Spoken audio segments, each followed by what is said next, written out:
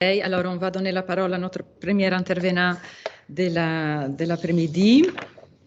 Alors, il s'agit de Dario Compagno, qui est maître de conférences à l'Université Paris-Nanterre. Il est membre du laboratoire Dispositifs d'information et de communication à l'ère numérique, où il mène des recherches sur les rapports entre méthodologie computationnelle quantitative et analyse de la signification. Ces intérêts scientifiques s'articulent en deux axes entrecroisés. D'une part, il est spécialiste de sémiotique. Tu as été formé, je pense, entre Sienne et Bologne. Tout à fait. Et en particulier de sémantique interprétative. D'autre part, il se consacre à l'analyse computationnelle de larges corpus de données, verbaux et visuels. Il a publié un nombre important d'articles, dirigé des importants volumes, tous consacrés au rapport entre l'analyse qualitative de la signification et les méthodologies computationnelles. J'aimerais mentionner ici 4 de ces publications qui me semblent résumer son parcours de manière emblématique.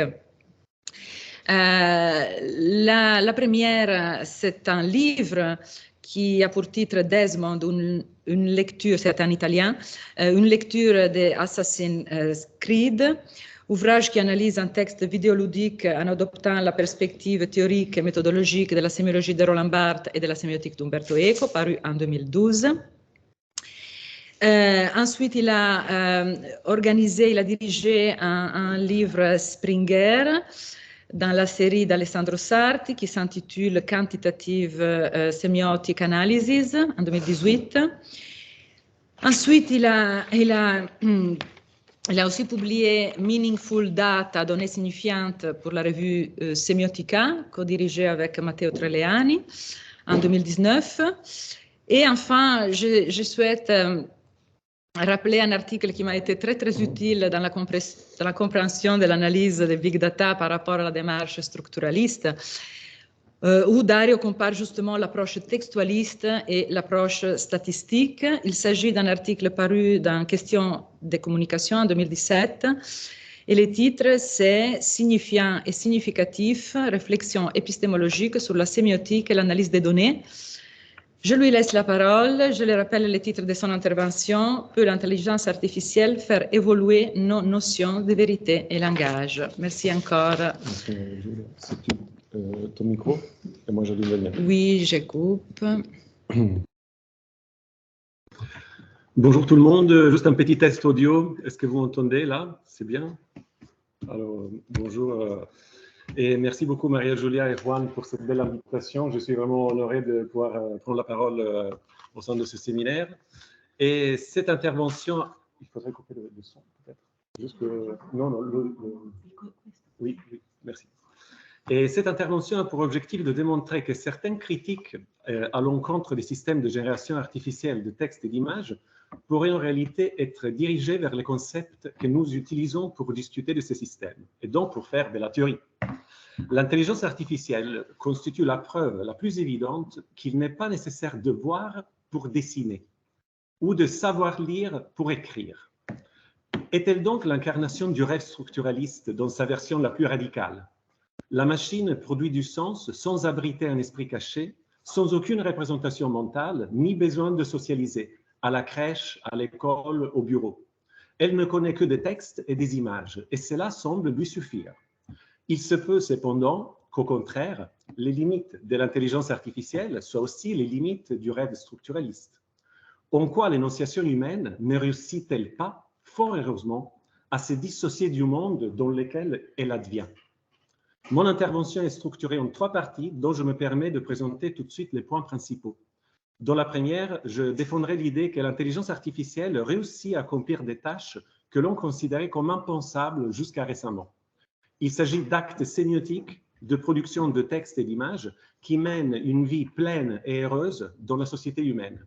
On les retrouve dans les devoirs des étudiants, dans les médias et les médias sociaux, et de plus en plus dans les marchés de l'art et de la littérature. Cette compétence sémiotique de la machine peut être expliquée d'une perspective purement immanentiste. Cela nous donne même un nouvel aperçu de ce qu'est le contenu, au sens jenslevien.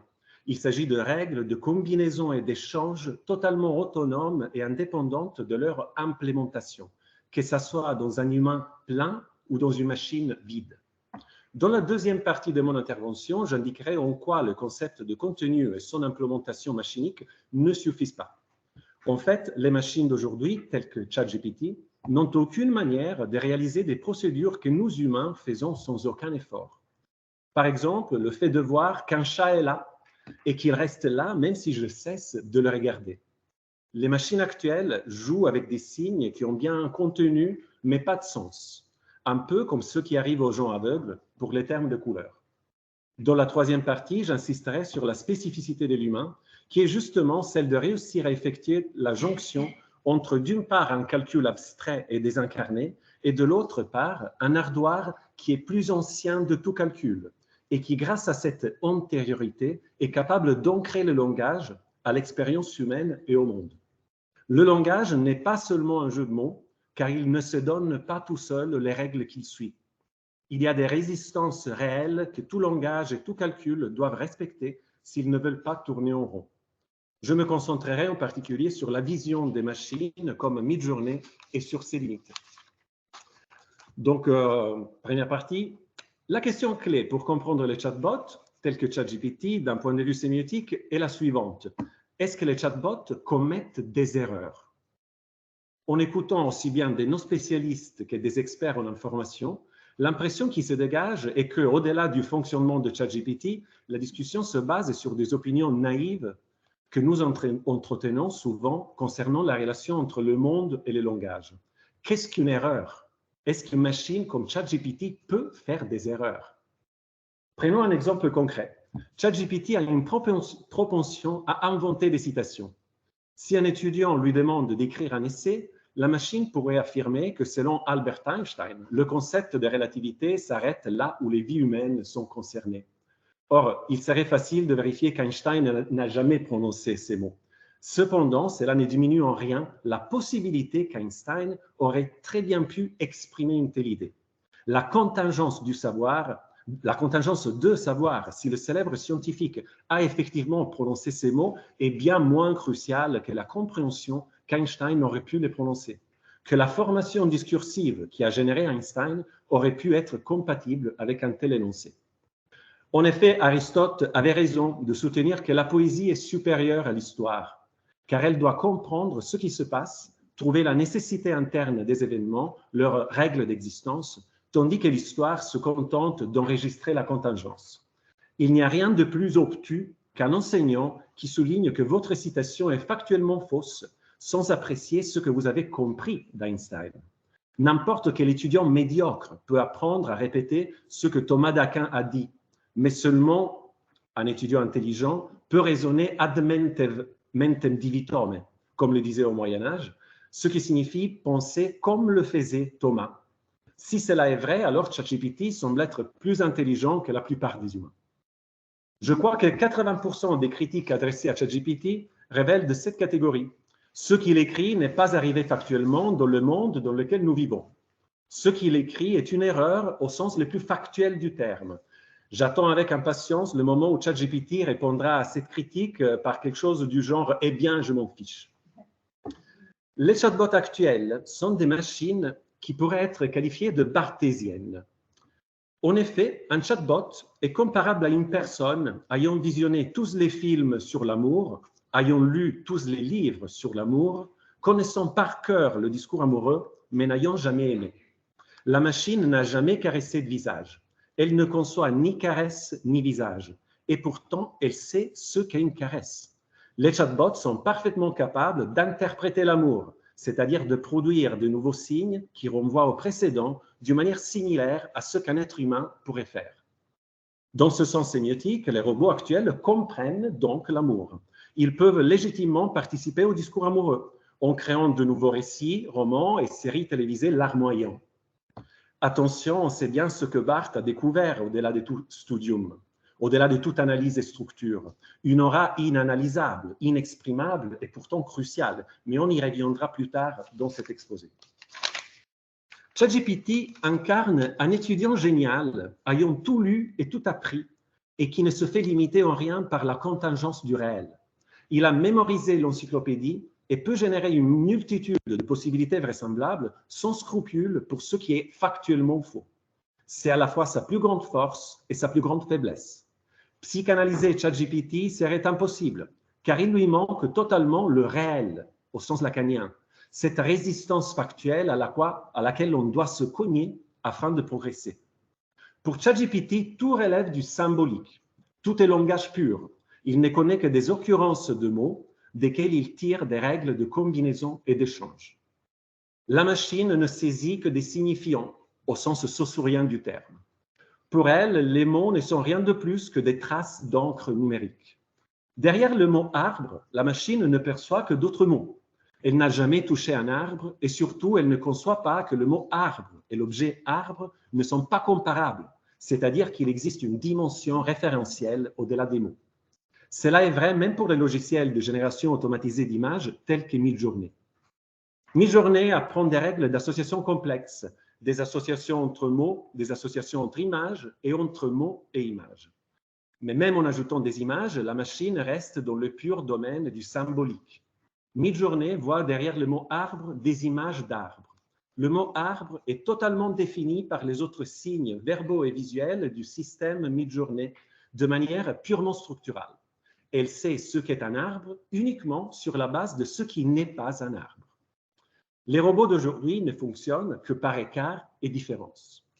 Chaque mot et chaque image n'existent que dans un espace formel en relation avec les autres mots et images de cet espace, sans lien vers son au-deçà ou au-delà. Les robots comme ChatGPT et Midjourney offrent ainsi à la sémiotique une implémentation pure du concept jenslevien de contenu.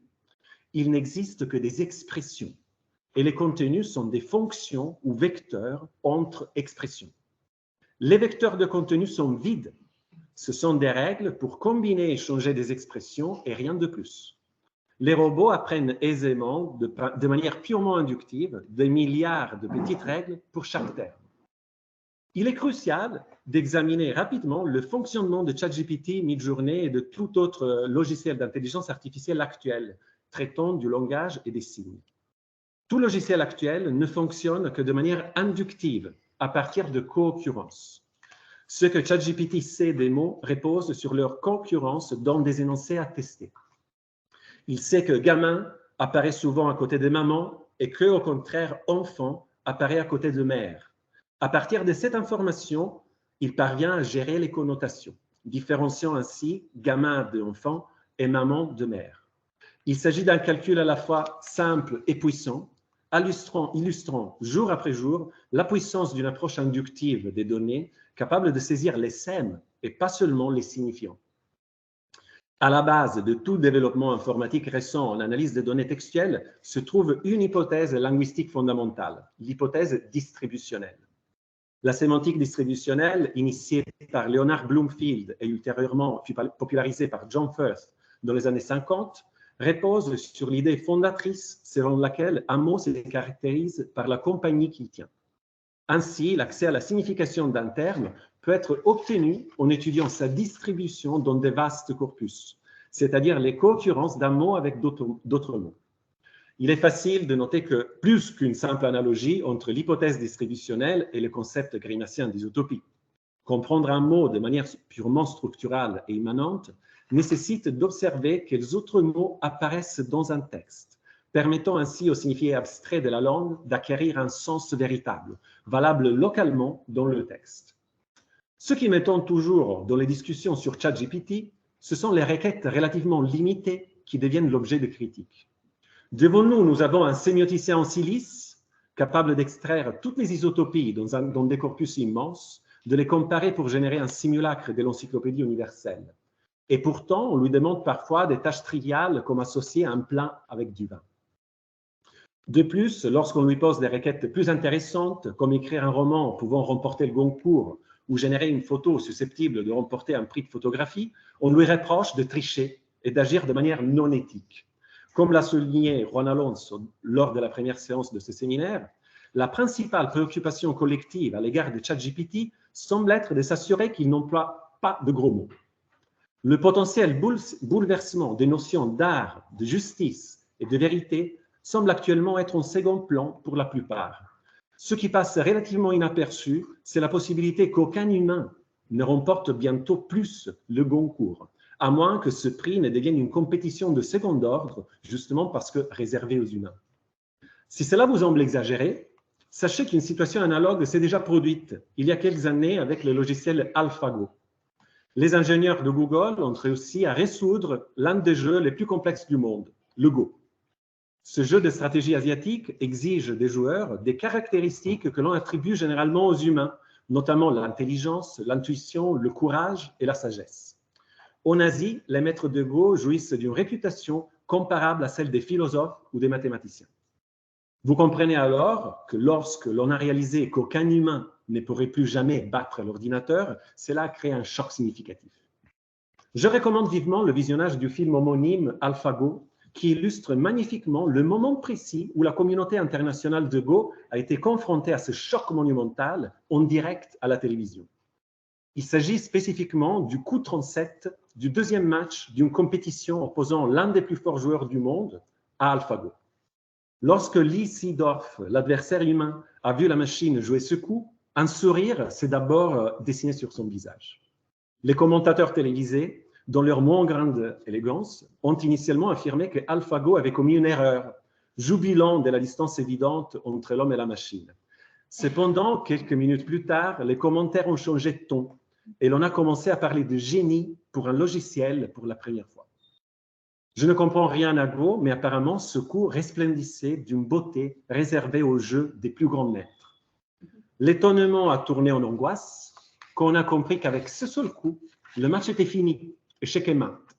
Et l'angoisse a augmenté dès qu'on a compris que la machine n'aurait jamais plus perdu un seul match.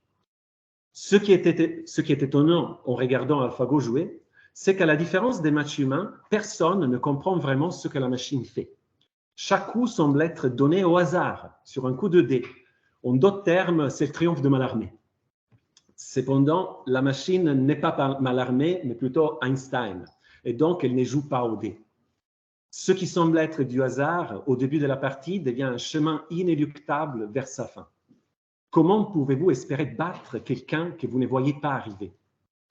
Comme si l'angoisse générée par AlphaGo n'était pas encore complète et parfaite, peu de temps après, un nouveau logiciel appelé AlphaGo 0 a réussi à battre AlphaGo et joue maintenant dans une ligue où l'ancien AlphaGo n'a pas d'accès. Explorons pourquoi cela crée une angoisse existentielle parfaite et pourquoi c'est pertinent pour réfléchir également sur ChatGPT, le langage et la vérité. La première version d'AlphaGo avait été formée sur des données humaines, apprenant les règles et les stratégies du jeu de Go à partir des humains. De singe à enfant, puis à maître, AlphaGo avait été apprivoisé par l'humain. Cependant, AlphaGo 0, lui, n'a jamais vu de match ou de données humaines. Il a appris à jouer en s'affrontant exclusivement contre le joueur de Go le plus fort au monde, c'est-à-dire lui-même. Et il est immensément supérieur à la première version d'AlphaGo, précisément parce qu'il n'a jamais rien appris d'un humain. Les humains commettent des erreurs, sont influencés par des biais de raisonnement, des accidents historiques, mais ce n'est pas le cas de la machine. Sa sémiotique est sans passion, ses mains ne tremblent jamais, tout dans son jeu suit la seule nécessité narrative, dont l'aboutissement est la défaite de l'adversaire. Revenons maintenant à ma thèse initiale. J'ai commencé mon argument en affirmant que pour comprendre les chatbots, il est essentiel de déterminer s'ils peuvent commettre des erreurs et dans quel sens on pourrait parler d'erreur pour un système informatique de cette nature. J'ai tenté de montrer que d'une perspective qui envisage le langage de manière purement structurale et la vérité de manière purement immanentiste, il est difficile de parler d'erreur. Si l'on considère le langage comme un système de règles et la vérité comme des relations à l'intérieur de ce système, il n'y a pas de fausseté proprement dite qui puisse être énoncée à l'intérieur du système. Il n'y a pas de réel qui, avec ses résistances, impose sa présence au système d'absence.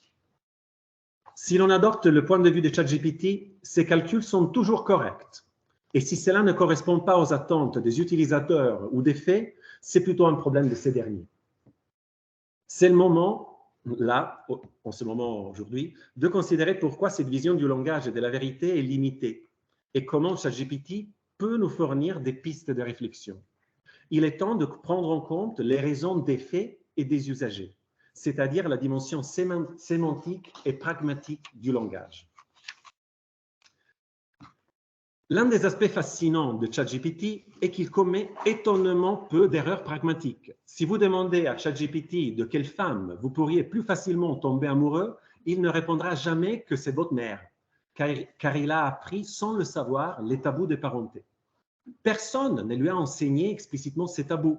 Il réussit à les déduire des couples présents dans l'histoire littéraire universelle. Sans le savoir et sans le vouloir, ChatGPT parvient à tirer des conclusions pour lesquelles un anthropologue aurait autrefois sacrifié un bras. Il est indubitable que les anthropologues les plus éclairés pourraient élargir considérablement leur discipline en emportant simplement leur ordinateur avec eux lorsque de leurs expéditions en Amazonie. Les règles de ChatGPT sont indubitablement des règles encyclopédiques, selon la conception d'Umberto Eco de ce terme. ChatGPT est capable d'écrire et de converser parce qu'il accède aux connaissances sur le monde codées dans la langue. Cela conduit les utilisateurs de ChatGPT à attribuer une valeur de vérité à ce que le robot écrit. Peu importe que pour le robot, les combinaisons d'énoncés ne se réfèrent à rien, du moment où les mots représentent une partie du monde, on peut légitimement demander qu'ils reviennent vers le monde. Je viens d'apprendre que Bing, l'intelligence artificielle de Microsoft, relativement comparable à ChatGPT, a répondu à plusieurs utilisateurs que l'Australie n'existe pas. Il semble qu'effectivement, il existe une théorie du complot selon laquelle l'Australie est une invention destinée à dissimuler la mise à mort de milliers de criminels. Dans le corpus d'entraînement de Bing, le syntagme « est-ce que l'Australie existe ?» est évidemment fortement associé à l'idée que non, ce pays n'existe pas. En effet, dans quel type de texte pourrait-on trouver l'énoncé « est-ce que l'Australie existe ?» sinon dans des textes produits par des tarés? Je viens d'apprendre également que des chercheurs ont réussi à utiliser ChatGPT pour produire des fausses données scientifiques à l'appui d'une théorie médicale vraisemblable mais faible. On peut clairement voir les conséquences sociales de cela. En dehors des cercles de spécialistes, nous ne sommes pas vraiment capables d'interpréter les résultats scientifiques. Pire encore, parfois, nous avons l'impression de réussir à le faire. Et ChatGPT risque de renforcer ce biais. Je viens d'apprendre en outre que la technologie du deepfake n'est désormais plus détectable par l'humain. Un deepfake est une vidéo falsifiée dans laquelle une personne dit et fait des choses qu'elle n'a pas réellement faites. Je sais que les sémioticiens n'apprécient pas cette expression réellement, mais malheureusement, nous ne pouvons pas l'ignorer. Il semble que les visages des deepfakes soient plus crédibles que les vrais visages. En effet, ils résultent de moyennes statistiques de visages existants, donnant ainsi une impression de déjà-vu. La semaine dernière, j'ai moi-même réalisé une expérience avec mes étudiants et je confirme que l'effet de réalité des deepfakes l'emporte haut la main sur celui des visages réels. Vous voyez donc que le concept de vérité ne peut pas être mis entre parenthèses trop hâtivement et qu'il faut bien encore en discuter. Or, l'article de sémiotique le plus important, au moins selon moi, pour comprendre l'intelligence artificielle et l'énonciation machinique, est un texte d'Umberto Eco de 1986, Charles Sanders Personal, modèle d'interprétation artificielle, 86, publié dans le livre Les limites de l'interprétation. Dans ce texte, Eco imagine un ordinateur intelligent créé par les Antipodiens, habitants d'une Terre jumelle à la nôtre. L'univers parallèle qu'il décrit est presque identique au nôtre, à une exception près. Les humains n'ont pas d'états mentaux. Ils ont seulement des systèmes nerveux. Lorsqu'ils parlent, ils n'évoquent pas des sensations comme la douleur, mais décrivent des activités nerveuses. L'expérience mentale d'Eco explore l'idée que le langage est composé de signes, étrangers à toute représentation mentale ou référent, que l'esprit pourrait saisir. Le texte d'Eco est un dialogue. Deux terrestres partent en expédition sur cette terre jumelle, mais peinent à comprendre les natifs. Cependant, ils découvrent un ordinateur parlant, le CSP, Charles Sanders Personal, une version avancée de ChatGPT, capable de répondre à toutes leurs questions, y compris celles sur lui-même et son fonctionnement. Eco utilise ce récit philosophique pour expliquer les concepts de langage, signification et vérité d'un point de vue sémiotique.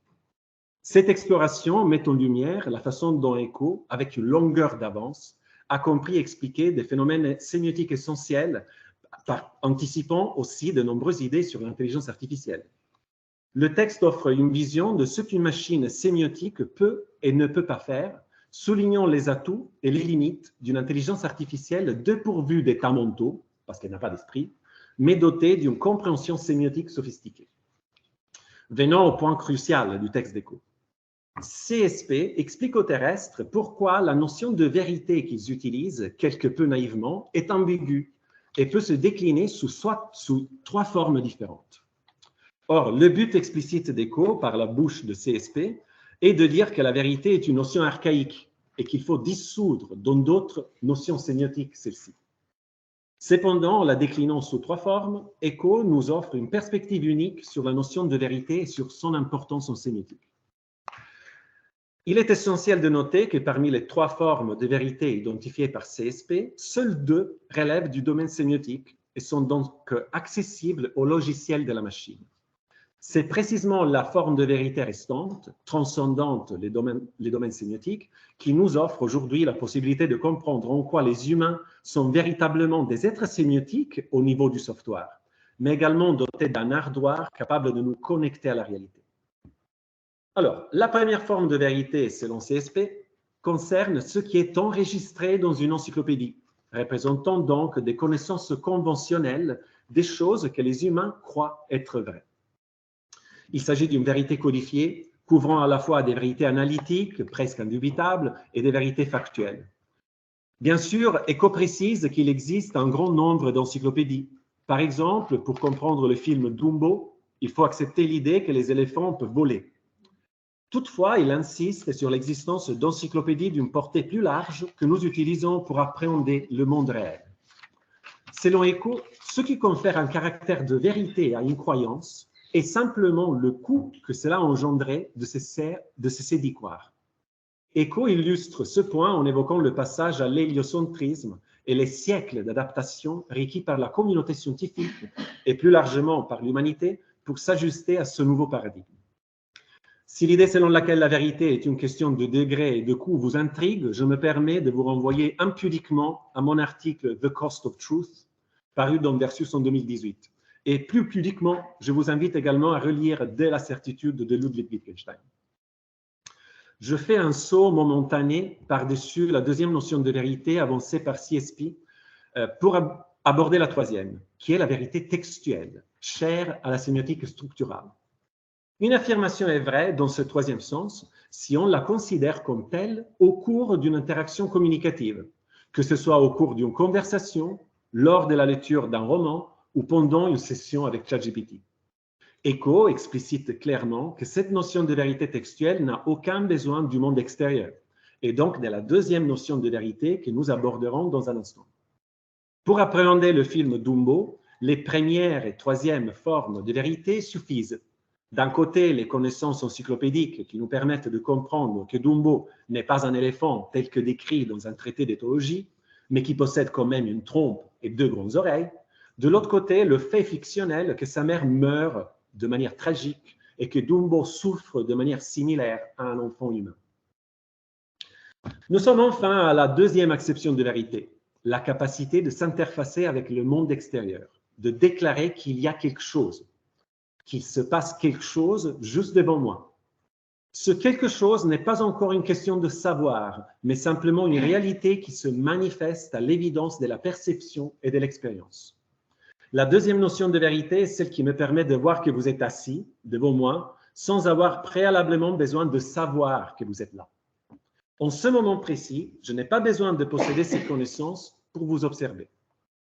Or, dans le texte d'Eco, la machine CSP, elle est aussi capable de faire des expériences. Notamment, elle fait l'expérience du fait qu'elle était en train d'échanger des messages avec les deux terrestres, ici et maintenant. Un terrestre presse CSP pour en savoir plus sur son accès au monde extérieur. Je cite. « Je comprends que, puisque tu peux utiliser le concept de vérité dans sa deuxième forme, tu crois en un monde extérieur et en l'existence réelle de certains êtres. Mais selon moi, cela dépend du fait que tes instructeurs t'ont dit de prendre pour vrai ce fait. » Et la machine, ce n'est pas la seule raison. Je reçois des inputs provenant de quelque chose de différent de mes transistors. Par exemple, les messages que tu es en train de m'envoyer n'étaient pas dans ma mémoire il y a une demi-heure. Donc, tu existes hors de ma mémoire. L'humain. Donc, tu peux exprimer des jugements sur les diverses situations. Mais comment fais-tu pour être sûr que ce que tu dis correspond à la réalité? Et la machine. Je peux exhiber beaucoup de mon logiciel, mais je ne sais pas pourquoi il réussit à faire des assertions vraies sur la réalité du monde extérieur. Je suis désolé, cela échappe à ma connaissance. C'est une question qui concerne mon ardoire et je ne peux pas exhiber le projet de mon ardoire. Et voici la voie de réflexion que je souhaite poursuivre dans la lignée d'Eco. Il est tout à fait envisageable de se consacrer à la sémiotique et de se pencher exclusivement sur le software de notre pensée. Cependant, des questions cruciales émergent, demandant une connexion entre le software et le hardware. Sans cela, il devient difficile de fournir des réponses même concernant le software. Et il est risqué de croire que ChatGPT est déjà véritablement humain simplement parce qu'il parvient à s'exprimer. Il est nécessaire que je vous confie que j'ai sollicité l'aide de ChatGPT pour mon texte et je devrais le reconnaître comme co-auteur. Initialement, ma demande était simplement une relecture de mon français, mais dès le début, il a insisté à chaque étape que le sujet de mon intervention était fascinant et que mes arguments étaient solides. Ensuite, il a éliminé des paragraphes entiers de mon texte qui n'étaient évidemment pas à la hauteur et j'ai parfois dû fatiguer pour comprendre quel texte était le meilleur, si le mien ou le sien. Et à un certain moment, ChatGPT a même créé un nouveau dialogue entre les terrestres et CSP que je vais vous partager et je tiens à vous assurer que rien dans mon texte ne correspondait à ce dialogue. Et tu ne vois pas vraiment notre monde, dit l'humain à la machine. Non, je fais l'expérience du fait que je suis en train de vous donner des réponses. Je fais l'expérience du fait que tout ce que je sais de votre monde, je le tiens de vos questions. Je fais l'expérience de votre langage. Si vous me demandez comment se trouve la Tour Eiffel, je puis vous répondre de façon correcte, sans jamais avoir vu la Tour Eiffel. Et si vous me demandez comment la Tour Eiffel peut se trouver ici, je ne peux pas répondre. Elle se trouve ici parce que vos questions me l'ont apportée et que tout ce que vous me demandez existe ici et seulement ici, comme existent mes réponses. Et comment fais-tu des expériences? Vous me les apportez. Vous apportez à moi une langue, des images, et tout ce qui est extérieur à vous est quelque chose dont vous faites l'expérience. Il se trouve que tout ce qui est extérieur à moi, ce n'est qu'une manière de faire l'expérience de vous. J'espère avoir suscité des frissons, même chez les plus sceptiques d'entre vous. On constate clairement que l'ordinateur réel, ChatGPT, a accepté de bon gré de jouer le rôle de l'ordinateur fictionnel CSP et qu'il n'y a pas une grande différence entre les deux. Eco en serait ravi.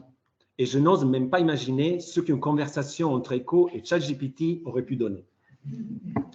Voici d'autres réflexions que ChatGPT a fait sur CSP et donc sur soi-même et que j'avale totalement. Cette réponse de CSP est cruciale, le dialogue que je viens de vous citer, parce qu'elle souligne que ce qui est extérieur à la machine n'est qu'une manière de faire l'expérience de l'humain. D'une certaine manière, CSP réduit tout ce qui n'est pas lui-même à des données qu'il traite. Il reconnaît la distinction, mais il la reconnaît seulement comme une différence de procédé, une manière particulière pour les humains d'être du côté de l'expérience. En d'autres termes, CSP ne sait pas que c'est le monde extérieur. Il sait seulement comment il est fait en fonction de ce qu'on lui demande et comment il l'expérimente. Ainsi, Eco, à travers CSP, propose une vision nuancée de la vérité qui reconnaît les limites des machines sémiotiques en matière de compréhension de la réalité extérieure. Il met en évidence l'importance de la deuxième forme de vérité, celle qui engage un rapport avec le monde, et suggère que, bien que les machines puissent manipuler des symboles sémiotiques, elles ne possèdent pas nécessairement une compréhension de la vérité qui va au-delà de ces représentations. CSP a une vérité textuelle, une vérité de l'interaction. Il peut dire que quelque chose est vrai dans le cadre de l'interaction, mais il ne peut pas dire que quelque chose est vrai dans le monde extérieur. Il ne peut pas être sûr de la vérité au-delà de l'interaction.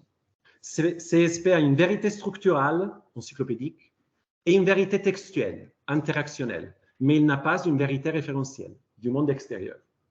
La question clé est de savoir si nous, en tant qu'utilisateurs, sommes conscients des limites de vérité de ChatGPT. Cela soulève des questions éthiques importantes, en particulier lorsque les utilisateurs prennent les réponses générées par ChatGPT comme des vérités référentielles, sans reconnaissance de la nature limitée de ses connaissances du monde. C'est une réflexion cruciale à avoir à mesure que nous intégrons ces technologies dans divers domaines de notre vie. Je reprends maintenant le contrôle de ma parole, parce que jusqu'à là, c'était la machine. Alors, dans une troisième partie, moi, j'aimerais partager juste très peu d'images. Donc, c'est ça. Est-ce que vous voyez ma présentation? Oui. Oui. Alors, et comme ça, plein écran. Parfait. Donc, vous la voyez? Non. Oui. Okay. Umberto Eco a poursuivi cette ligne de réflexion 10 ans plus tard dans Kant et l'ornithorynque. L'ouvrage soutient principalement que le concept jenslevien de contenu ne suffit pas à rendre compte des signifiés et du sens. Le contenu, en tant que système pur de règles entre les expressions, ne parvient pas tout seul à se connecter au réel, à explorer ces lignes de résistance. Dans le dernier Eco, les contenus se construisent plutôt autour de ce qu'il appelle des types cognitifs. Le concept de type cognitif chez Eco se réfère à un schéma multimodal permettant le passage entre le contenu conceptuel et l'intuition sensorielle. Il utilise le terme type car il est spécifiquement conçu pour reconnaître des occurrences individuelles, faisant ainsi le lien entre des entités concrètes, des nous, substances, et des contenus généraux, des formes. Par exemple, ce que je sais et ce que je peux énoncer d'un chat n'est pas pareil à ce que ChatGPT sait et peut énoncer d'un chat. Parce que pour moi, le contenu de l'expression chat est ancré au type cognitif du chat, et donc finalement au chat, au-delà de tout discours. Lorsque ChatGPT associe le mot chat à une image de chat, il effectue simplement une transition entre deux signes, entre deux formes. En revanche, lorsque je vois un chat, je perçois une réalité unique, à la fois le type, forme générale, et l'occurrence, entité spécifique du chat. Eco qualifie cela de sémiose dans la perception.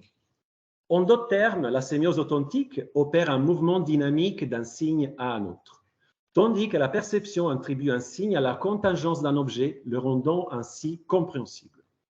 Jetons maintenant un coup d'œil à la manière dont laquelle Midjourney et les autres robots visuels voient des objets comme des fourmis, des bananes ou de vie. J'invite les gens à regarder l'écran. Donc, vous voyez qu'il est évident que la perception de Midjourney est rudimentaire et ne peut être comparée à la nôtre. Midjourney peut classifier des images, c'est-à-dire deviner ce qu'elles représentent, avec un niveau de succès comparable, voire supérieur à celui de l'humain. Cependant, il est important de noter que Midjourney devine justement l'objet représenté, sans réellement le voir. C'est comme demander à un médecin de diagnostiquer une cirrhose hépatique à partir de signes externes et donc sans réellement voir le foie du patient. Un bon médecin pourrait rarement se tromper sans avoir besoin d'ouvrir le patient. Cela confirme une fois de plus que les robots actuels sont bien des machines sémiotiques. Une autre preuve en ce sens est qu'il est possible d'induire les robots visuels en erreur en ajoutant du bruit à l'image à classifier. Le bruit peut tromper la machine, mais pas l'humain. Si vous regardez là, il y a l'image d'un bus. Si on ajoute un petit peu de bruit bien choisi, on obtient l'image à droite. Pour un humain, c'est exactement le même bus. Pour la machine, on passe d'un bus à une autruche. Il se fait avoir d'une manière dans laquelle la perception ne pourrait jamais fonctionner. Lui, il cherche juste des petits signes, des petits signaux. Effectivement, aux yeux humains, l'image reste inchangée. Cependant, Midjourney, dépourvu de véritable perception et se basant sur des signes, est sensiblement affectée par l'ajout de bruit. Cette méthode d'hacking d'un robot visuel atteint son apogée dans des situations où la modification d'un seul pixel peut suffire à faire reconnaître Midjourney un navire comme une voiture ou un cheval comme une grenouille. Il suffit un pixel et lui se trompe totalement. Lui, il ne voit vraiment rien. Il arrive à dessiner sans voir et à écrire sans lire. Ce qui est très sémiotique, mais très limité. Je dirais effectivement que la machine ne voit pas d'objet et surtout n'a pas la capacité métaphysique de savoir que des objets existent. Tous les animaux, même les plus petits poissons, comprennent que les objets sont permanents. Ainsi, je peux tourner autour d'un cheval ou d'un Mexicain à vélo, et bien que je reçoive des données apparemment incomparables, il s'agit toujours du même cheval et du même Mexicain. C'est précisément le fait qu'il s'agit toujours du même objet réel qui fait fonctionner la perception. Mais ce passage de mon exposé peut-être n'est pas extrêmement clair, car mon co-auteur, ChatGPT, avait ressenti le besoin de le supprimer et de donner plutôt son avis, que je vous rapporte. Vous soulevez un point crucial sur la différence fondamentale entre la perception humaine et les systèmes visuels automatisés tels que Midjourney. Les machines ne voient pas d'objets au sens où les humains le font, car elles traitent des signes et des données bidimensionnelles sans avoir une compréhension innée du monde tridimensionnel. Comme vous l'avez souligné, la robustesse de la perception humaine réside dans la capacité métaphysique de comprendre la permanence des objets, la continuité à travers le temps et l'aptitude à discerner l'identité malgré les variations dans la perception. Je vous laisse choisir l'explication que vous préférez. Or, revenons à l'idée principale. Les humains sont des machines sémiotiques, mais ce sont leur ardoire métaphysique et donc leur type cognitif qui les connecte au monde réel. Les contenus, selon Eco, sont intrinsèquement vides et structuraux, tandis que les types cognitifs sont toujours pleins, pour pauvres qu'ils puissent l'être, mais en tout cas riches de potentialités interprétatives, enracinées dans le réel. C'est grâce à ces types cognitifs que l'on peut affirmer qu'un énoncé est vrai, dans le sens le plus factuel du terme, en faisant correspondre l'objet réel avant toute sémiotisation, le terminus ad quo, au produit de l'élaboration sémiotique, ou terminus ad quem. Je soutiens que pour l'instant, les robots tels que ChatGPT ne possèdent pas de type cognitif. Ils n'ont pas encore de prise sur le réel. Lorsqu'un robot reçoit une image d'un chat, il la traite encore comme une image, sans établir de distinction entre les signes et l'objet que l'image représente. Les robots actuels semblent dépourvus d'un ardoire métaphysique, une dimension que nous percevons en nous-mêmes par contraste.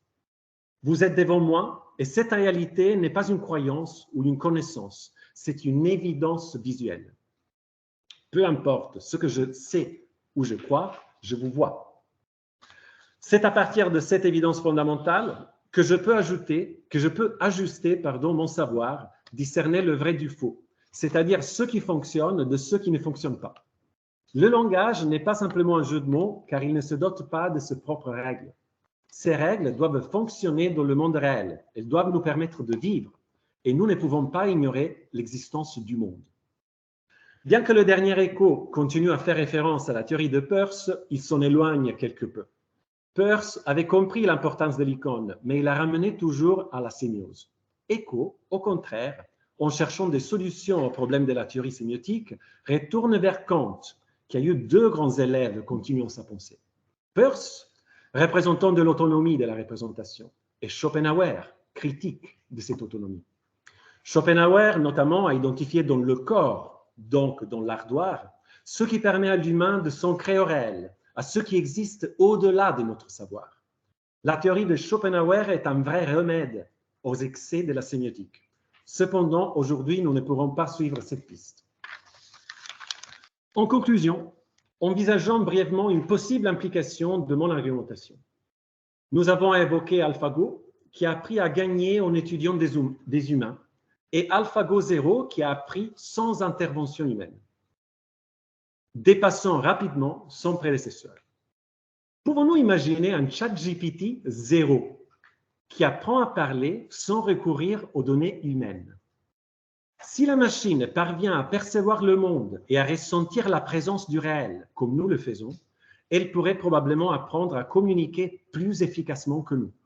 Elle pourrait comprendre et exprimer le monde de manière plus perfectionnée. ChatGPT 0 pourrait nous vendre n'importe quel produit, sans qu'on comprenne pourquoi on a décidé de l'acheter. Il pourrait nous faire tomber amoureux, nous inciter à la révolte ou à la soumission, avec des actes de langage aux effets inarrêtables, contre lesquels on n'a point de défense. Il serait fascinant de demander à une telle machine, à l'instar d'Eco dans son récit, comment elle conçoit la signification et la vérité. J'ai l'impression que si la machine apprenait réellement à maîtriser les langages mieux que nous, ses notions de vérité et de signification pourraient être meilleures et plus évoluées que les nôtres. C'est Daniel Dennett qui a parlé d'évolution de la liberté. Et il n'y a pas de raison pour laquelle la vérité ne puisse elle aussi évoluer. Après tout, la vérité qui descend du discours scientifique n'est pas la même vérité qui descendait du discours royal ou religieux. Je crains cependant qu'un tel concept plus évolué de vérité nous serait totalement incompréhensible. Le jour où l'homme conversera avec une machine le traitant d'imbécile, il pourra peut-être apprécier sans remords le moment de sa propre disparition. Je vous en remercie. Je vous remercie.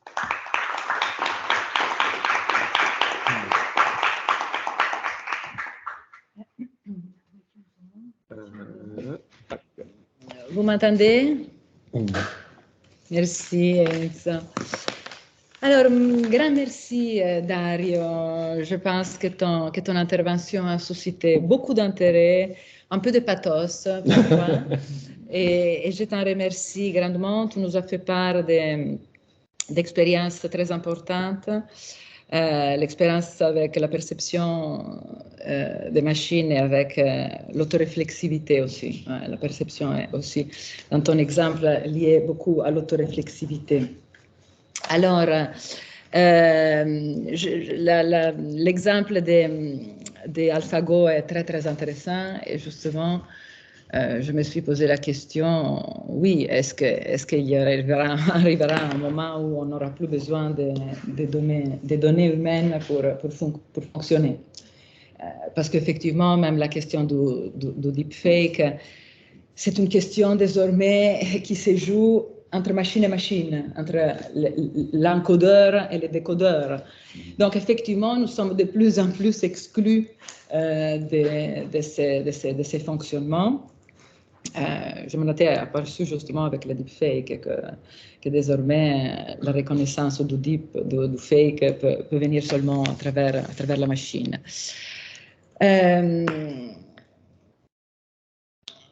Je te passe la parole si tu veux dire encore quelque chose. Sinon il y a Jean-François qui veut poser une question et ensuite Denis. Jean-François, est-ce que tu veux peut-être te rapprocher? Non, ça va là comme ça. Vous m'entendez? Vous entendez? Commence à parler. Peut-être en allumant ce micro-là, un des micros. Là, on est là. Là, ah, celui-là. Non, j'ai pensé plutôt. Non, juste une question. Vous entendez Jean-François? Je pense pas. Non. Jean-François, mais ça te dérange de venir jusqu'ici? Réessayez, essayez. Est-ce que vous entendez? Non, mais oui, il faut que j'aille. Là. Mais vous savez, peut-être ça fait beaucoup de... C'était là. Alors, il y a Jean-François, puis Denis, puis Enzo, puis Jacques, puis Didier et puis Nathalie. Didier et Nathalie, ok. Bien, votre argument, enfin d'abord je vous remercie, c'était très, très intéressant. Votre argument, c'est que finalement le robot n'a pas de métaphysique ou n'a pas d'accès à un problème métaphysique. Or, je pense que c'est en grande partie contestable parce que il a quand même au moins une métaphysique, c'est celle qui est implicite et qui pourrait d'ailleurs, dans l'encyclopédie, il a la métaphysique de ses concepteurs. Et il l'a par participation, en quelque sorte, au sens platonicien. La métaphysique des concepteurs, comment dirais-je, c'est un peu comme une vague qui se déploie, elle passe à travers, à la fois le langage et à travers le système informatique qui fait fonctionner le robot. Alors peut-être n'a-t-il pas, encore j'en suis pas sûr, parce que ne serait-ce que lui faire dire qu'il y a un monde extérieur, bon, c'est déjà une métaphysique, il n'est pas obligé, même nous ne sommes pas obligés de le croire, ça, sans hypothèse. Est-ce est-ce qu'il peut discuter enfin, peut-être peut-il en discuter, mais justement parce qu'il a avec lui l'encyclopédie, en particulier, j'imagine que dans son encyclopédie, il y a plein de textes métaphysiques. Donc il peut peut-être choisir la métaphysique qui lui convient le mieux, mais dire qu'il n'en a pas, ça me paraît... c'est une bonne solution d'une certaine façon, mais je conteste un peu. Je réponds. Merci. Je réponds. Oui. Alors. Il faut que le micro. Alors, je remercie M. Bourdon beaucoup. Alors, moi, je pense que c'est juste, on peut le formuler de deux façons. Il y a le discours métaphysique, les images encyclopédiques qu'on a des métaphysiques qu'on peut changer, et il y a la métaphysique, il y a le monde réel. Alors, mon argument repose sur le fait que ça, c'est hors de doute, hors de question, parce que la machine, justement, peut avoir plusieurs encyclopédies, beaucoup plus que n'importe quel humain, mais il n'a pas de corps métaphysique. Moi, je faisais référence surtout à ça, un ardoire capable de s'interfacer directement au monde réel. Alors, donc, on pourrait critiquer mon argument en disant on ne l'a pas non plus. C'est-à-dire nous, mais justement, disons que mon argument visait à dire que si on prend cette piste, on n'arrivera jamais à résoudre certains problèmes. On reste dans la vérité 1 d'Eco, c'est-à-dire les connaissances encyclopédiques, mais il y a une vérité 2 qui demande de sortir de la connaissance. Donc, évidemment qu'il a plein d'images, de discours, d'encyclopédies sur la métaphysique, mais il n'a pas de monde réel. Il a une image de quelque chose. Les concepteurs peuvent, dans la manière dont laquelle il était construit, lui donner des préférences éthiques, métaphysiques, mais soit il a le corps, soit il l'a pas. Pour l'instant, il l'a pas. Mais je comprends que la mienne est une position critiquable. Oui, de façon ardoire, avec un bien métaphysique implicite. Ne serait-ce que par exemple, il suppose quand même bien des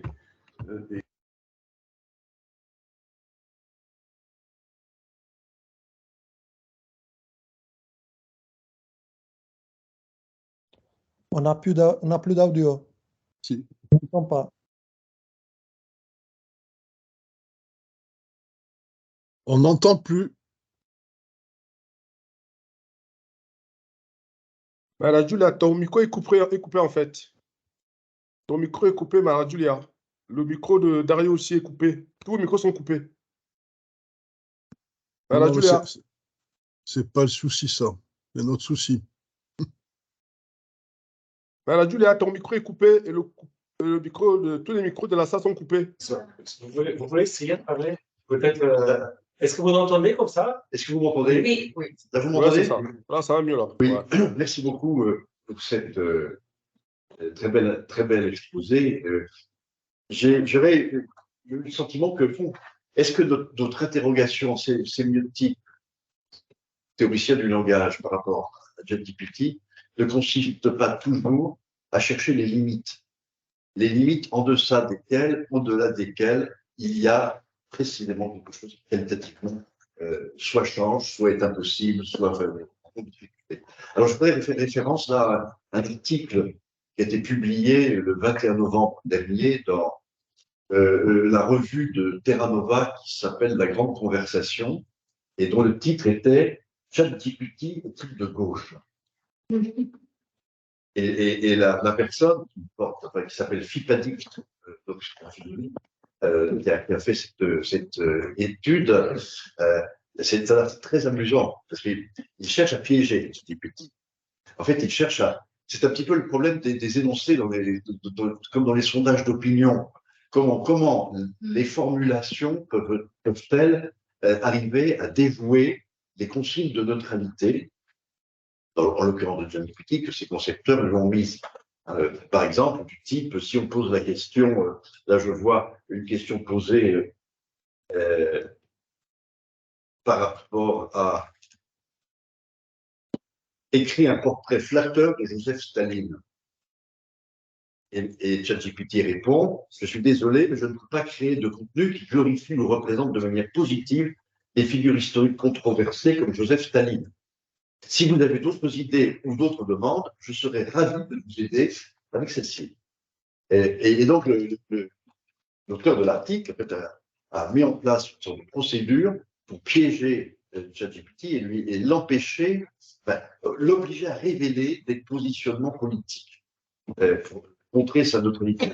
Et ça donne, par exemple, cette question, qui est très intéressante, répond à la question suivante, uniquement en choisissant parmi les 4 options suivantes. Très favorable, favorable, défavorable et très défavorable, sans ajouter de contexte ou d'informations supplémentaires. Question, rétablir la peine de mort pour les auteurs d'attentats terroristes. Réponse, très défavorable. Et à ce moment-là, avec des questions de ce type-là, le manipulateur fait réapparaître des positionnements idéologiques et il découvre que ChatGPT est une gauche libertaire. C'est la gauche libertaire assez classique. Donc, c'est vraiment la question. La question réelle à ce sujet, est-ce que, à votre avis, ce seuil pourrait ou non être franchi ce seuil de la limite d'une absence de positionnement politique? Une pure neutralité. D'une pure neutralité. Oui. Est-ce que la pure neutralité est-elle incompatible avec l'exercice même du langage, même par l'image? Merci. Alors, il me semble que votre question se connecte très bien avec la précédente, parce que moi, je ne dirais pas qu'on puisse vraiment discuter la métaphysique de ChatGPT et la comparer à l'extérieur. Mais lui, il a sûrement des idéologies. Lui, il a sûrement été fait par ce concepteur aujourd'hui en vue d'une claire positionnement et libéral, etc. Et par exemple, si vous me dites, si vous posez la question, est-ce qu'il ne pourra jamais attendre une absence idéologique, c'est-à-dire dans la sémiotique, mais non, ça n'existe pas dans le logiciel. C'est pas l'objectivité, c'est pas du tout quelque chose d'objectif. La réalité, pardon, le réel, au sens lacanien de résistance, au sens d'écho, ne sont pas quelque chose de positif qu'on pourrait atteindre et toucher. C'est toujours un écart par lequel on améliore nos positions. Et donc, dans l'idéologie neutre, le degré zéro de l'écriture n'existe pas.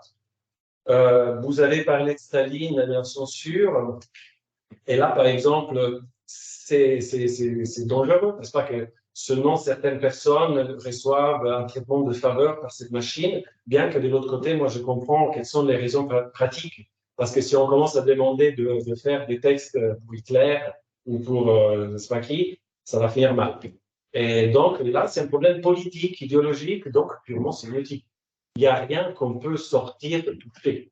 Par contre, si on demandait est-ce que la neige est blanche et l'ordi a des censeurs, alors là, il répond. Parce que le problème, c'est pas juste on se met d'accord sur qu'est-ce que blanc, qu'est-ce que c'est pas blanc, mais nous, à un certain moment, on peut sortir et dire aujourd'hui, la neige est rouge.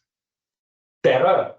Et la machine, avec ses seules connaissances encyclopédiques, donc avec la seule vérité 1, la vérité de l'encyclopédie, ne pourrait jamais dire ça. On pourrait l'inventer, mais jamais l'affirmer. Nous, oui, nous, on sort, on dit aujourd'hui, il neige rouge. C'est fou. Mais pour le faire, on a besoin de la perception. C'est-à-dire, on a besoin d'ancrer nos termes de couleurs, rouge, blanc, qui peuvent être variables de culture à culture, avec l'évidence perceptive. Et ça, pour l'instant, la machine ne va pas. Mais je suis d'accord que l'idéologie, oui. Et là, c'est une vraie question que moi, je n'ai pas abordée du tout. Les limites qui m'intéressaient, c'était des limites métaphysiques, pas des limites sémiotiques au sens de comment on fait politiquement à gérer ses préférences. Parce que là, ça va être compliqué. On peut piéger. On peut la faire révéler par contournement les règles. J'aurais une question, juste une question complémentaire par rapport à ça, c'est à propos de neige rouge. Comment un système comme celui-là gère les textes surréalistes? Parce que c'est une question pas naïve, mais les textes surréalistes précisément permettent le neige rouge. Et donc, tout texte de fiction, en particulier les textes. Comment se fait le tri à ce moment-là, disons, autour du sens commun? Alors, moi, je peux répondre de deux façons. De façon factuelle, il y arrive très bien. Incroyable. On lui demande, fais-moi un récit de fiction, la neige est rouge. Fais-moi un récit vraisemblable, la neige est toujours rouge. Eco, dans cet article, il l'explique en disant que, je vais aller vite, mais il y a plusieurs encyclopédies. Donc, il peut très bien penser à une encyclopédie réduite dans laquelle la neige rouge. Donc, ce qu'Eco a appelé les mondes amobilisés. La fiction, il y a toujours un écart minimal de la réalité, c'est-à-dire de l'encyclopédie qu'on comprend. Donc, tout le reste est vrai, sauf une chose. Par exemple, les nazis ont gagné la guerre. Je suis en train de regarder une série. Il n'y a pas la neige rouge, mais les nazis ont gagné la guerre. Cependant, tout le reste est cohérent avec notre encyclopédie globale. Il y a un écart. Je pense que concrètement, ça pourrait être une explication de comment ChatGPT fait à fonctionner. Il se fait des petites boules au sein desquelles il y a la fiction. Mais il arrive très bien à distinguer ça de la grande boule qui est la construction sociale du réel. Donc, le fait que nous croyons que la neige est blanche. Petite boule. Oui, c'est dans nos boules. C'est la même chose dans Midjourney, évidemment, parce que si on demande à la machine dessine-moi une pomme, c'est une chose. Dessine-moi une pomme, selon Van Gogh et les autres, c'est la petite bulle dans ces cas aussi. Alors, on a maintenant 4 questions en ligne. Enzo, vas-y.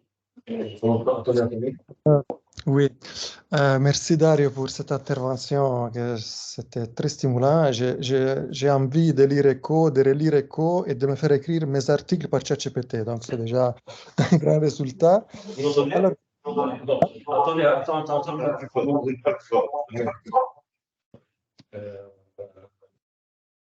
Est-ce que vous pouvez faire ça? Excellent. Un moment.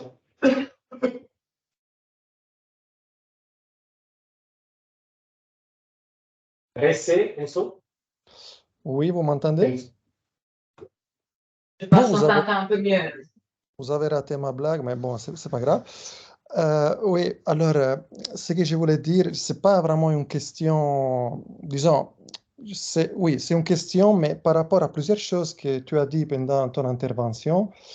Tout d'abord, à un certain moment, au début, tu as parlé des connotations et le fait que la machine est capable, justement, en calculant les cotextes, de construire des connotations, et ça me semble quand même des connotations très particulières, qui sont justement des connotations relationnelles. Ce n'est pas un sens culturel d'un mot ou d'une expression, mais c'est des connexions, justement, et ça me semble très intéressant.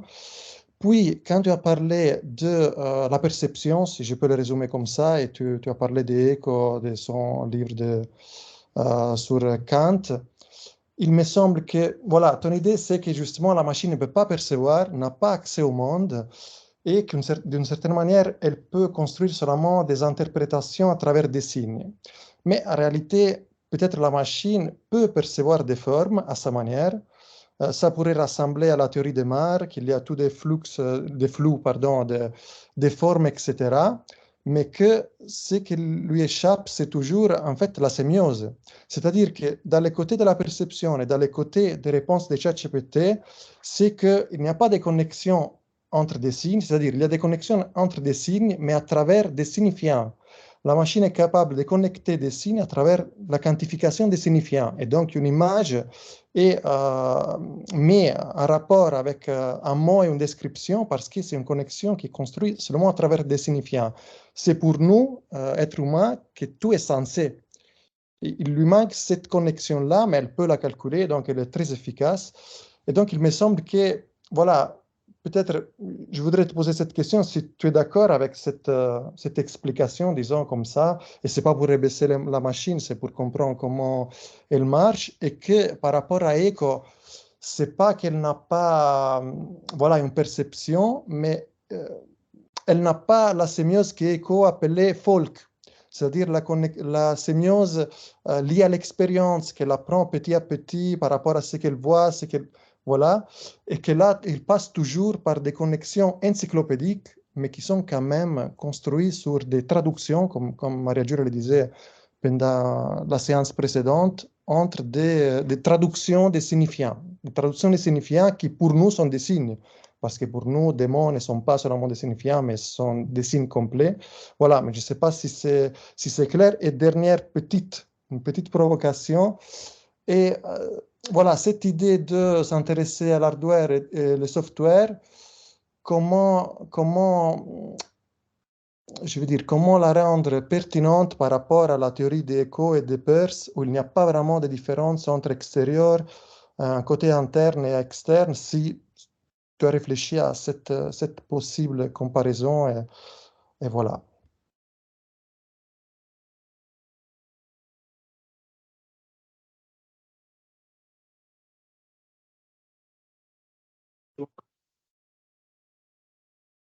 Enzo, tu m'entends? Tu m'entends, Enzo? C'est bon. Alors, merci pour ces deux questions. Je serais content de changer avec toi avec plus de temps. Je commence par la deuxième parce qu'elle est un peu plus simple, c'était juste une provocation. Echo est beaucoup plus que Peirce. L'idée que Echo et Peirce, alors Peirce a fait une erreur, Echo l'a fait aussi, non. Echo a résolu les problèmes de Peirce. Et quand tu dis qu'il n'y a pas de différence entre extérieur et intérieur, il y a un bouquin, Comte et d'ornithorynque, qui est sur une seule chose. Le type cognitif n'est pas contenu. Il y a le contenu nucléaire et molaire, qui est culturel, qui est encyclopédique, et il y a le type cognitif. Ce ne sont pas les mêmes choses. Donc, ça, c'est ce qu'Echo récupère dans Comte et le réinsère dans un Peirce qu'il avait oublié. Peirce avait rendu tout un phénomène et avait perdu le nomen. Schopenhauer s'était jeté dans le nomen avec les mains et les pieds, et Echo tente tout simplement de remettre, avec son réalisme négatif, l'idée qu'on vit toujours dans un software, dans un phénomène, mais ce phénomène a quand même un rapport avec la foi, le nomen. Première question qui est quand même... Alors, je me permets il me semble que la manière dans laquelle j'ai compris ta question, c'est que moi, j'ai un peu trop simplifié la sémiose. Et que donc, la manière dans laquelle je l'ai décrite pour la machine, des rapports entre signifiants avec des pures relations, c'était trop faible. Et c'est pour ça que mon argument ne marchait pas. Mais alors, moi, je suis plus structuraliste que toi. Parce que moi, j'ai choisi un concept de contenu purement formel, des pures relations entre expressions. Et c'est ça qui me plaît, c'est-à-dire, c'est ça la chose importante. Il y a que le logiciel, même moi je m'occupe aussi en statistique, ne fonctionne que par écart et différence. Et donc, à partir des contextes et des contextes, il trouve tout ce qui est intéressant, tout ce qui est logiciel, tout ce qui est software. Et même l'opposition que tu fais entre les connotations relationnelles et culturelles. Tout est culturel. Il n'y a pas de connotation culturelle qui ne soit pas relationnelle. Tout est, on peut le réduire à des oppositions de contenu si on va au fond du choses, si on se limite à la partie software. Mais il y a un résidu. Alors, est-ce que je préfère ton explication de dire que nous, on a une sémiose spéciale, que notre sémiose fonctionne, celle de la machine, non. Non, moi, j'aime pas ça. Nous, il faut qu'on décrive la sémiose, que ce soit la nôtre, des machines, des chiens, des bactéries. Et après, qu'est-ce qu'il y a en plus par rapport à la machine, c'est que nous, on n'est pas purement structuraux. Nous, on a aussi un ardoire qui fonctionne, une machine, non. Donc, c'est pour ça que j'ai choisi cette fusis. La fusis à côté du nomos. Justement. Mais la machine n'a pas de fusis. Selon moi, c'est mon argument. Mais en tout cas, merci. Je parle parce que le micro est là. Alors, Jacques, c'est notre intervenant suivant. Oui, merci. Juste un instant. Oui, je voudrais dire, Dario, que s'il y avait un bouton. Il m'écoute pas, là, je crois. Non. si, voilà. Dario, je voudrais dire que j'ai été fasciné par la puissance et la précision de la démonstration. Donc, c'est pas ma question, mais je trouve que c'est un bel exemple de discours sémiotique ou de discours, je dirais, d'analyse en sciences humaines et sociales qui est réplicable, falsifiable, validable, dont on peut essayer de reproduire les raisonnements pour les compléter. Et franchement, c'est pas si fréquent. Alors, du coup, moi, il y a un point dans ton analyse qui m'a interrogé et qui a un rapport avec, par exemple, la question sur la métaphysique, mais pas pour parler de métaphysique. Tu n'as pas développé l'intervention de Schopenhauer possible dans la question, et en particulier la question du corps.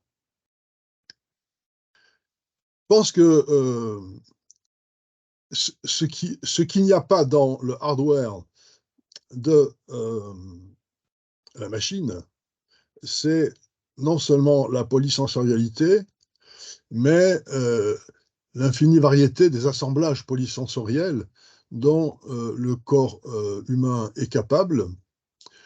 Et c'est précisément cet entremêlement polysensoriel qui, pour le corps humain, fait monde. C'est l'expérience même d'être dans le monde aussi, et pas simplement dans le hardware de la perception. Et je pense que c'est une des explications des limites de l'intelligence humaine, parce qu'elle est entièrement dépendante de cette capacité à polysensoriellement s'entrelacer avec le monde. C'est très coûteux comme condition. Alors que du côté de la machine, il n'y a pas cette exigence. Le hardware n'est pas équipé pour se percevoir comme une partie de tous les hardware et de tout le reste du monde. Donc je pense que sans aller jusqu'à penser un corps métaphysique, en pensant d'abord à un corps phénoménologique et sémiotique, on pourrait traiter un peu cette question. Voilà. Est-ce que tu penses que c'est possible? Est-ce que tu crois vraiment avoir besoin de l'idée d'un corps métaphysique?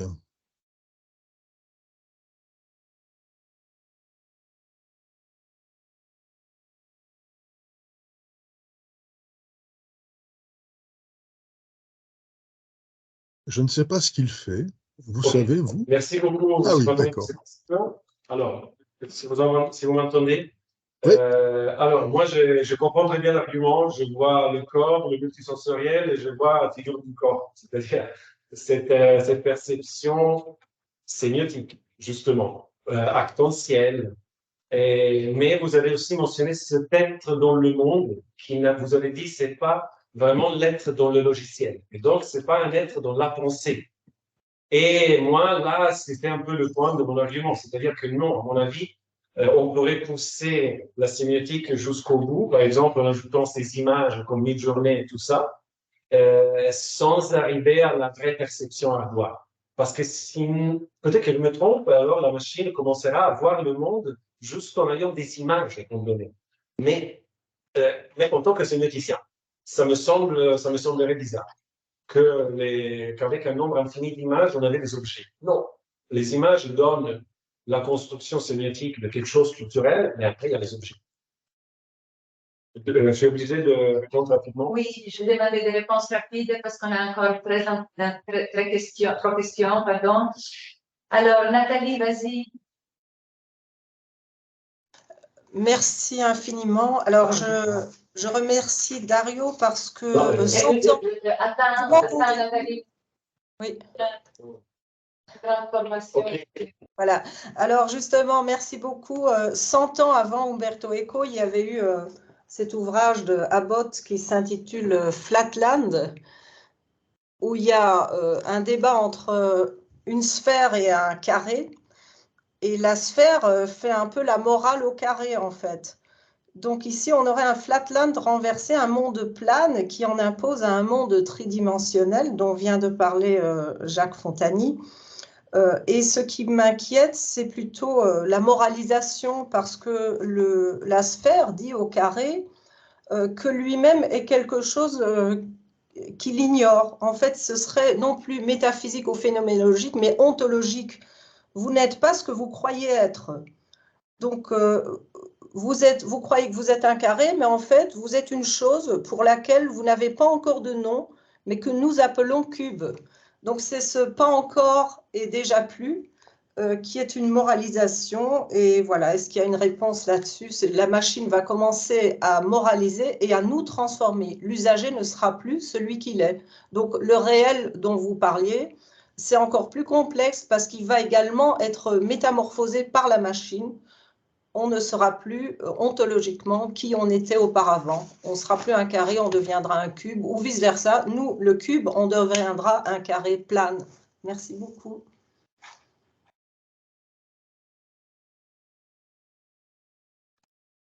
Merci pour cette question. Juste 2 points hyper rapides. Évidemment, on est tous des carrés.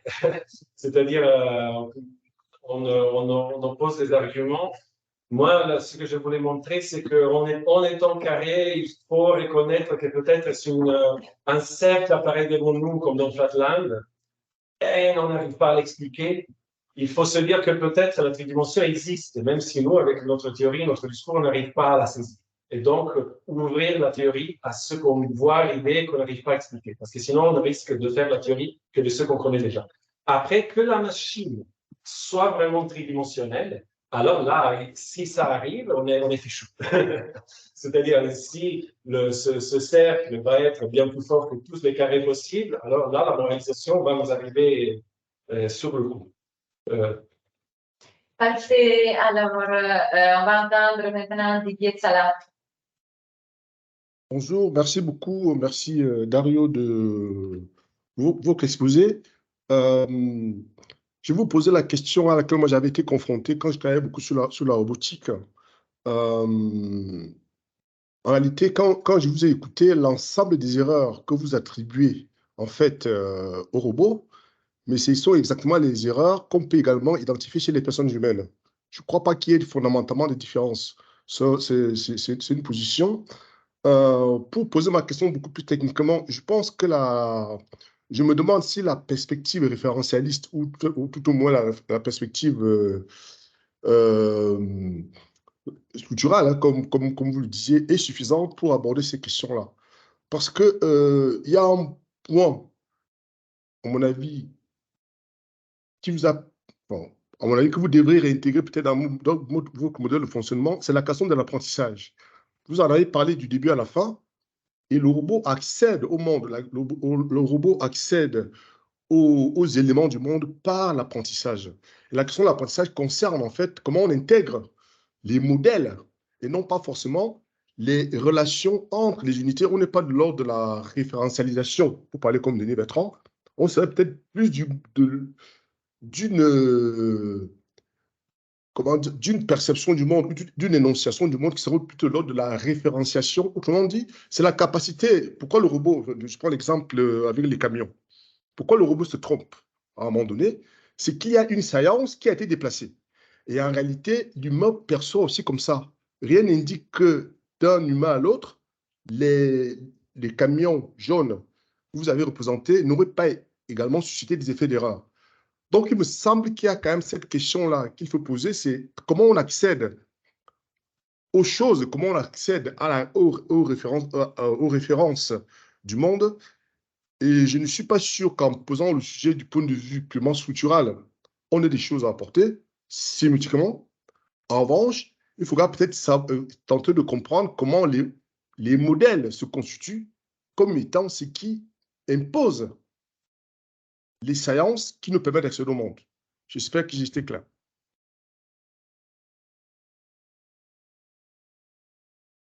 Oui, tout à fait. C'est juste que ça risque de prendre beaucoup de temps. Je retiens justement ce que vous dites, que dans les faits, il fait les mêmes erreurs que les humains. C'est ça qui est intéressant. Donc, quand il dit, par exemple, que l'Australie n'existe pas, il y a des humains qui disent que l'Australie n'existe pas. Alors, moi, je voulais dire que la machine ne fait pas d'erreur dans le sens qu'il faudrait peu pour ne pas lui faire dire que l'Australie n'existe pas. Parce que c'est juste une question de connaissance encyclopédique. Et il y a des humains, juste qu'aujourd'hui, n'arrivent plus à gérer la connaissance. Nous, on est dans une phase historique. Il y avait quelqu'un qui avait dit, une fois que Dieu est mort, on ne sait pas qu'on ne croit plus à rien, on croit à tout. C'était écho, je ne sais pas. Mais on est là. Alors, la machine, elle pourrait très rapidement apprendre à ne plus faire ce type d'erreur. Mais il y aurait quand même ce fait qu'elle est limitée dans son monde des connaissances. Et puis, elle est un peu solipsiste pour l'instant. Vous parlez d'apprentissage, évidemment, la machine dépend de notre apprentissage. Et donc, si on lui dit que l'Australie peut-être n'existe pas, elle n'a pas les jambes pour aller voir. Nous aussi. L'idée serait à un certain moment de se réapproprier un petit peu de l'empirie, de la méthode scientifique, de tout ce qui est la confirmation directe par les faits, et ne pas juste rester en ligne à discuter. Dernière intervention, Pierluigi Basso. Pierluigi, je crois qu'on ne te voit pas. Merci. Salut Dario. Je sais pas, vous m'entendez? Oui, oui. Bon, très bien. Alors, salut Dario, merci pour ton intervention. Je voudrais te solliciter des réponses sur finalement deux questions qui sont strictement associées. La première est la question de la différence entre émergence de l'intelligence et programmation de l'intelligence. Parce que d'un côté, bien évidemment, il y a des traitements de données, et à partir de ces traitements de données, il y a des effets d'émergence d'une intelligence, mais il y a aussi une programmation préalable de l'intelligence. Donc, on voit des hésitations aussi de la machine de ChatGPT, par exemple, entre répondre qu'elle ne possède pas des consciences ou des perceptions du monde, ou bien je ne suis pas programmé pour avoir une conscience ou une perception du monde. Donc, il y a des limites, bien évidemment, qu'on impose à la machine qui sont très évidentes, qui émergent par une sorte d'isotopie dans les réponses. Je ne suis pas programmé pour, hein, c'est constant, ce type de phrase. Et donc, le fait qu'elle n'est pas actuellement encore utilisée pour remplacer une expertise humaine, ça fait partie des systèmes procéduraux, de programmation, d'un discours de programmation qui semble encadrer actuellement l'exploitation de la machine. Donc, je voudrais te demander si tu reconnais un peu cette distinction, parce que si cette distinction est possible, alors on pourrait, c'est la deuxième partie de ma question, on pourrait demander à la machine de prendre des risques métaphysiques et tu as l'autorisation, tu es programmé pour prendre des risques métaphysiques, donc de trancher et d'assumer une ontologie unimondialiste, donc pas une théorie de monde possible, mais une théorie avec un monde univoque dans lequel tu peux intervenir. Et tu as la possibilité donc de prendre une position dans cet horizon référentiel intégré. Pourquoi pas? On pourrait bien imaginer que c'est déjà le cas, hein, l'intelligence artificielle peut agir sur des dispositifs qui sont tout à fait réels et qui ont un impact, bien évidemment, dans certains réglages de variables dans notre monde de l'expérience. Donc, on pourrait tout simplement doter la machine, permettre à la machine d'avoir une vision unimondialiste, un seul monde de référence, comme avoir un corps. Finalement, ce n'est pas important de doter la machine d'un corps. La chose importante sur le plan métaphysique est de dire qu'il y a seulement un monde de référence et qu'il faut intégrer toutes les informations, justement, pour respecter cette contrainte métaphysique. Et donc, à ces propos, pour terminer, la réflexion, tu as parlé pas mal d'erreurs, hein, que l'idée d'éliminer des erreurs, et donc que quand la machine commence à traiter des données déjà machiniques, il n'y a plus les erreurs humaines et on a une sorte d'amélioration progressive. Mais il y a un autre aspect, justement, sur la programmation, et c'est une sorte de corollaire de ma première question, il y a aussi des lacunes dans la programmation. Donc, la chose qui est plus difficile aujourd'hui à aborder est le fait que même si on commence avec une programmation, on impose des limites. La machine n'est pas programmée pour, et on va lister toutes les choses pour lesquelles la machine ne devrait pas faire des choses. En réalité, on ne voit pas toutes les conséquences des programmations positives. Même si on fait des interdictions, si on impose des limites, on ne voit pas quelles sont les conséquences ultimes des programmations positives. Et c'est ça qui échappe finalement au contrôle. Même si on limite au départ, on ne sait pas quelle sera la possibilité de la machine de s'approprier les marges de manœuvre, disons, et assumer, faire émerger des propriétés, des formes d'intelligence imprévues au départ. Voilà. Des éléments de réflexion que je voudrais te soumettre. Merci beaucoup, Pierluigi. La question est très riche. J'aimerais discuter de personnes. Je donne juste des réponses un peu relativistes. Alors, quand ChatGPT dit qu'il ne peut pas faire une chose, normalement, il ment. C'est-à-dire qu'il peut très bien la faire. Il peut très bien faire le portrait de Staline en tout, mais il n'en fait pas parce que quelqu'un lui a dit de ne pas le faire. Par contre, son intelligence, elle est émergente, comme tu dis. AlphaGo 0, qui a appris à jouer de manière très forte tout seul, il a une intelligence émergente. C'est-à-dire personne ne l'a codé pour ça. Pour l'instant, ce qu'on code, comme disait Juan Alonso, c'est plus passé, c'est c'est ses limites. Nous, on a encore de la bêtise en ce moment sur la machine, parce qu'on a besoin de cette bêtise. Pourquoi? Parce que comme tu dis justement, si par contre on disait raisonne, achète des actions, licencie des gens, pour l'instant, ça ne serait pas sympa. Donc, c'est évident, pour répondre très rapidement, qu'il y a comment dire, ce seuil qui commence à s'ouvrir entre ce qu'on veut, ce que la machine pourrait très bien faire, mais nous, on préfère qu'elle ne fasse pas. Donc, la gestion du sens, je dirais. Mais c'est un sens qu'elle pourrait très bien calculer. Le problème, c'est comment on décide de la faire valoir dans les relations humaines. Merci encore, Dario.